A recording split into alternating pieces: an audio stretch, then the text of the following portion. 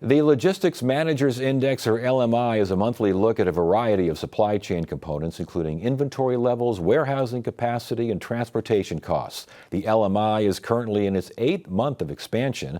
What does that mean for the overall economy? For that, we asked Dale Rogers of ASU's W.P. Carey School of Business, our go-to guy when it comes to supply chain issues. And it's good to see you again. Good to see you, Ted. Good to see you. Before we get started, as we always want to do with this, Right. The LMI, Logistics Managers Index, what is it? It's a monthly survey of senior logistics managers, senior supply chain managers, and we look at 8 components, 3 around transportation, 3 around warehousing, and a couple around inventory.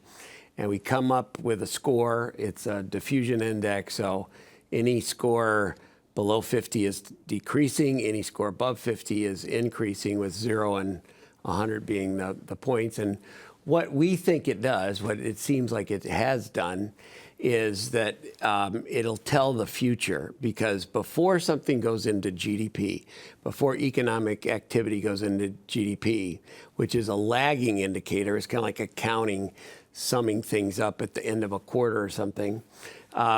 It goes on a truck, it goes on a train, it goes in a warehouse, it goes into inventory. So we can see a couple of months at least ahead of what's going to happen. And for the 8th straight month, the numbers are up. What's that mean? What's going on?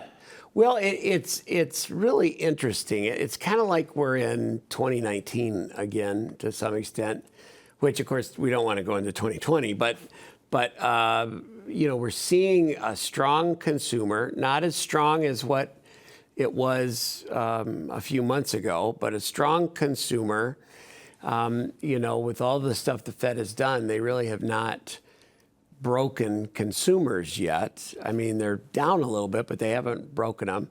And the back end of the supply chain, the real upstream supply side, is pretty hot right now. It's a very interesting time. But you got inventory levels down for the 3rd straight month. Retailers may be holding on a little bit here, waiting for the end of the year. How much does that factor in? Yeah, the 4th quarter is going to be big. Now, there's some retailers that don't believe that consumers are going to show up. There's been a lot of talk about a recession's coming.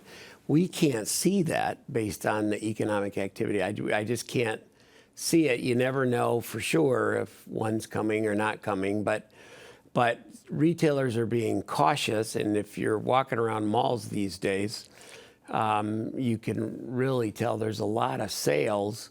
And normally at this time, in August, you'd be ramping up inventory. Now, that was for July.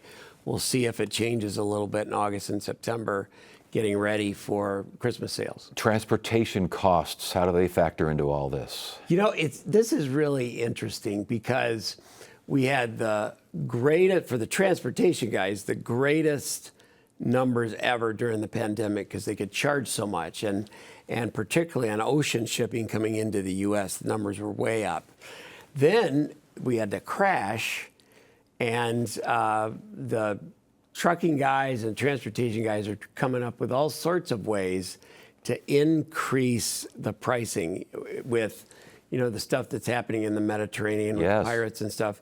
It really doesn't have a lot to do with U.S. and U.S. West Coast. Honestly, it doesn't. But they're using that as a lever to increase prices. And warehousing overall strong? Yeah, actually. So we saw a new model in warehousing about 6 or 7 years ago start, where for all of my career, you saw consolidation of warehousing. So you might go from 20 down to 4 warehouses to serve the U.S., and they'd be big ones. And now we're seeing warehousing locate closer to the consumer, what we call the Amazon effect. And so there's been a lot of folks running after warehousing space because the old idea of closer to the, consolidating and long transportation rides is kind of over a little bit. Interesting. Yeah. So overall, we can focus in on, let's focus in on inflation here, because when we talk about the economy, most folks want to know about prices and inflation. What does all of this mean regarding inflation and regarding what the Fed, I think almost everyone agrees now, is going to have to start cutting rates here pretty shortly here. Do you agree with that? And overall scenario? Yeah. So if you think about what the Fed doesn't really have that many tools to deal with a modern economy. They can raise interest rates and they can lower them and a couple other things, but they can't really do very much. The inflation we've mostly seen the last few years is supply-driven inflation, which is due to inability to get stuff. It was really bad during the pandemic. I mean, if you look at inflation, like before the show, we were talking about Ghana, this African country, and inflation in January was like 52% for the month there. That's not because of overheated demand in Africa. That's because of difficulty of getting product. The Ukraine war has killed those guys over there. And so most inflation isn't really combated very well by the Fed.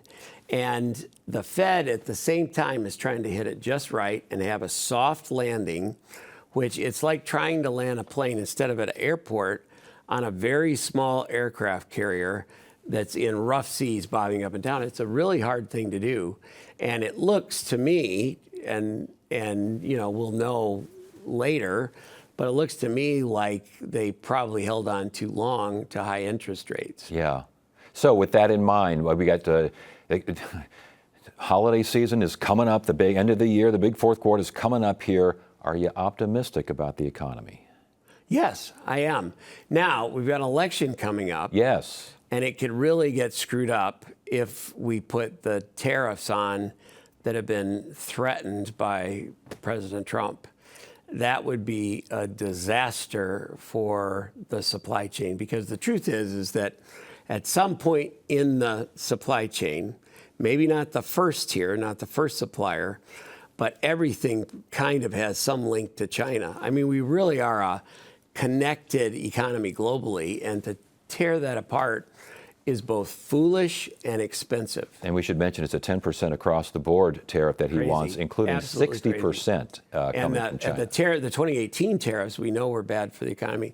You know, and the other thing is, it's interesting. Do you remember, you know, Thunderbird, which is the other business school, not the one I'm from, but Thunderbird, the other business school at ASU, the guy that started Thunderbird said, borders frequented by trade seldom need soldiers. Yeah. And it was something that he figured out in the 40s and led to the development. It's kind of, all of a sudden we want to tear that apart for some reason that doesn't make sense to a supply chain guy. Yeah. Supply chain guy, Dale Rogers. It's good to have you here. Always a pleasure. Good information. Thank you. Great to be with you.